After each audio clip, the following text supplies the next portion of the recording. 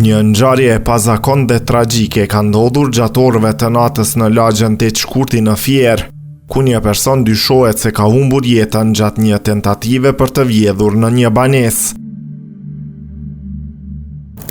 Sipas informacioneve paraprake, i ndjeri rreth të 40-tave, dyshohet se ka tentuar të hyjë me forcë në shtëpi përmes një dritareje, por ka mbetur i bllokuar gjatë përpjekjes së tij për t'u futur brenda.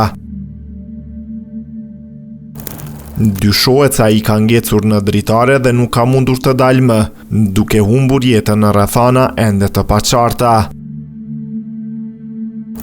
Policia ka mbërritur menjëherë në vendin e ngjarjes dhe ka bërë sigurimin e zonës, ndërsa trupi i pajet është dërguar në morg për ekspertizë mjekoligjore. Ndërkohë identiteti i viktimës ende nuk është konfirmuar zyrtarisht, ndërsa hetimet po vijojnë për të zbardhur plotësisht rrethanat e ngjarjes.